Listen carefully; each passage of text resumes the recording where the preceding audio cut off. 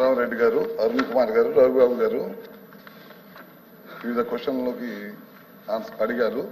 దాన్ని కూడా ముమ్మాటికి మేము ఒక మాట చెప్తున్నాం సార్. విద్యుత్ ఛార్జీలు ఈ ప్రభుత్వం పెంచబోదు. ఈ ప్రభుత్వం దానికి కట్టుబడి ఉంది. మీరు పదే పదే సత్యదూరమైన మాటలు చెప్పి ప్రజల్ని మేమేదో విద్యుత్ ఛార్జీలు పెంచామనే సత్యదూరమైన మాటలు ప్రజల్లోకి తీసుకెళ్లే ప్రయత్నం గత కౌన్సిల్లో కూడా చేశారు, మళ్ళీ ఇప్పుడు చేశారు. ప్రపంచంలో ఎక్కడ లేని విధంగా వీళ్ళు పెంచిన విద్యుత్ ఛార్జీలకి వీళ్ళే ధర్నాకి పిలుపునివ్వటం, అదేవిధంగా వీళ్ళు పెంచిన విద్యుత్ ఛార్జీలకి వీళ్ళే క్వశ్చన్ వేయటం అనేది ఇదే ప్రక్రియ కొనసాగుతుంది. ప్రజల్ని తప్పుదాగే ప్రయత్నం చేస్తా ఉన్నారు.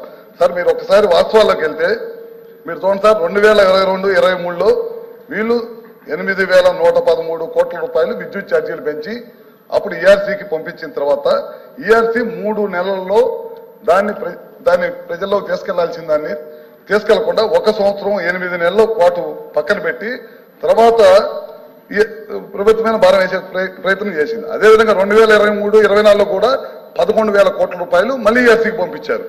9,400 కోట్ల రూపాయలు భారం వేసి మొత్తం 15,000 కోట్ల రూపాయలు భారం అంతా కూడా 2022-23, 23-24 వేసిన భారమే అని చెప్పి మీ ద్వారా సభ్యులకు కూడా తెలియజేస్తా ఉన్నాను.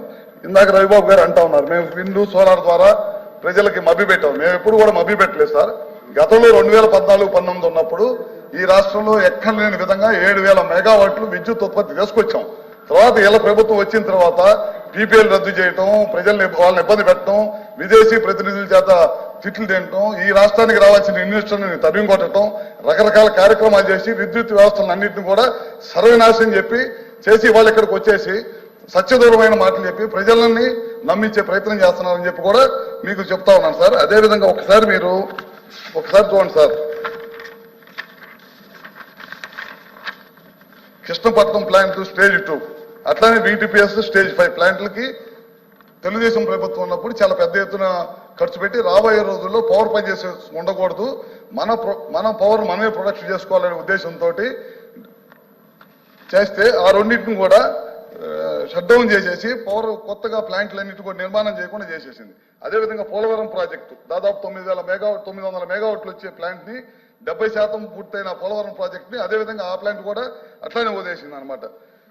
దాదాపు విద్యుత్ సంస్థలకు సంబంధించిన డబ్బులన్నింటిని కూడా బెవరేజ్ కార్పొరేషన్ కి మళ్ళీ చిన్న కార్యక్రమం చేసింది. ఇట్లాంటి 1 కాదు 2 కాదు అన్ని కార్యక్రమాలు చేసి విద్యుత్ వ్యవస్థను అన్నింటి కూడా సర్వనాశనం చేసిన విషయాన్ని మీరు ఒకసారి గమనిస్తాం సార్. ఈ ప్రభుత్వం అధికారంలోకి వచ్చిన తర్వాత పూర్వవైభవం తీసుకురావాలనే ఉద్దేశంతో ఎక్కడ కూడా ప్రజల మీద భారం పడకుండా ఉండాలనే దానికోసం విద్యుత్ కొనుగోలు గతంలో 9 నుంచి 10,000 కోట్ల రూపాయలు ఇవన్నీ షట్ డౌన్ చేసిందే కాకుండా 10,000 కోట్ల రూపాయలు ఖర్చు పెట్టారు ఓన్లీ విద్యుత్ కొనుగోలు మీద, షార్ట్ టర్మ్ పవర్ పర్చేజెస్ మీద.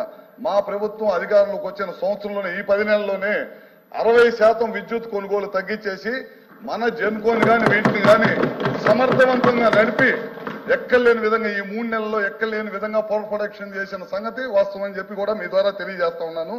అదేవిధంగా తయారైన విద్యుత్ వేస్ట్ కాకుండా కేంద్ర ప్రభుత్వ సహాయ సహకారాలతోటి బ్యాటరీ స్టోరేజ్ కూడా తీసుకొని త్వరలోనే స్టార్ట్ చేయబోతున్నాం. టెండర్లు కూడా పిలిచాం, త్వరలోనే స్టార్ట్ చేయబోతున్నాం.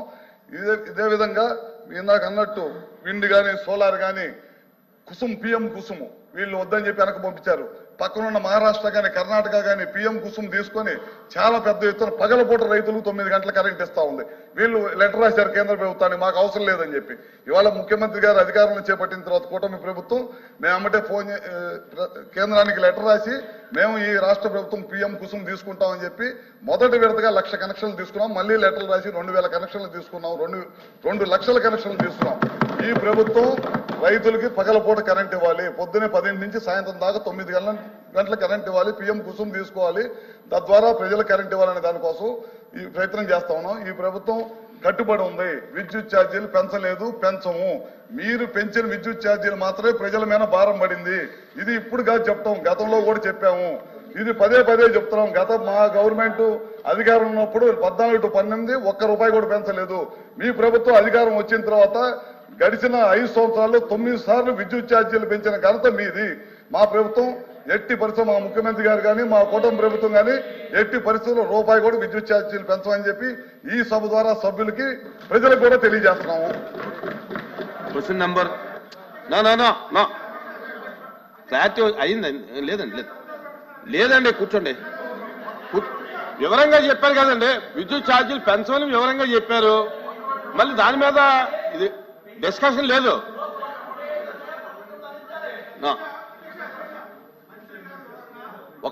ఒకళ్ళు మాట్లాడండి. ఏమండి కూర్చోండి, రవిబాబు గారు కూర్చోండి. అధ్యక్ష, మేము అడిగింది ట్రూ అప్ ఛార్జెస్ ప్రజల మీద వేస్తున్నారా లేదా అడిగాం అధ్యక్ష. ఒకటి, ఆయన ఏం చెప్తున్నారు అధ్యక్ష, మేము వేయట్లేదు అని చెప్తున్నారు. రెండు, అడ్జస్ట్మెంట్ ఛార్జెస్ వేస్తున్నారా లేదంటే ఎటువంటి విద్యుత్ ఛార్జీలు పెంచట్లేదని చెప్తున్నారు అధ్యక్ష. కానీ ఇప్పుడు కరెంటు బిల్లు చూస్తే ప్రతి చోట కూడా అడ్జస్ట్మెంట్ ఛార్జీల కింద యూనిట్కి 30 పైసలు 40 పైసలు ₹1 వస్తుంది అధ్యక్ష. ఒకటి అధ్యక్ష, అది పెంచడం కాదు అధ్యక్ష. ఒకటి అధ్యక్ష. రెండోది, ఈ విద్యుత్ ఛార్జీలు పెంచడానికి లేదా విద్యుత్ ఛార్జీలు మొత్తం వ్యవస్థ రంగం అంతా కూడా నాశనం అవడానికి మా ప్రభుత్వం చెప్తున్నారు అధ్యక్ష. అధ్యక్ష తీయని అధ్యక్ష, 2014-19లో వాళ్ళు ఎలక్ట్రికల్ సెక్టర్కి ఎంత స్పెండ్ చేశారు, 2019 నుంచి 24 వరకు మేమెంత స్పెండ్ చేసాం అధ్యక్ష. రెండోది అధ్యక్ష, డిస్కౌంట్ గురించి అధ్యక్ష. డిస్కౌంట్లు ఈ రోజు ఇలా అయిపోవడానికి కారణం వాళ్ళ టైం కదా అధ్యక్ష. ఒకసారి అడగండి, మీ క్లారిఫికేషన్ ఏంటి? మంత్రి గారు చెప్పిన దాని మీద మీకు ఏమనుమానం ఉంది? అడ్జస్ట్మెంట్ ఛార్జెస్ పెంచుతున్నారా లేదా, వేస్తున్నారా లేదా? ప్లీజ్ ప్లీజ్ సార్, పదే పదే ట్రూ అప్ ఛార్జెస్ చెప్తున్నారు. సార్ కూర్చోండి. సార్, ఫ్యూయల్ ఛార్జెస్ నేను చెప్పింది అదే. ఫ్యూయల్ ఛార్జెస్ ఇందా చెప్పాను, 10,000 కోట్లు షార్ట్ టర్మ్ పర్చేజెస్ ద్వారా విపరీతంగా పవర్ షట్ డౌన్ చేసి మనకు ఉత్పత్తి అయ్యే సోలార్ విండ్ని షట్ డౌన్ చేసి కక్షపూరితంగా బయట విపరీతంగా పవర్ పర్చేసెస్ చేయడం వల్ల విపరీతంగా ఛార్జీలు చేసి ప్రజల మీద 9 సార్లు భారం వేశారు. మేమైతే కరెంటు ఛార్జీలు పెంచలేదు.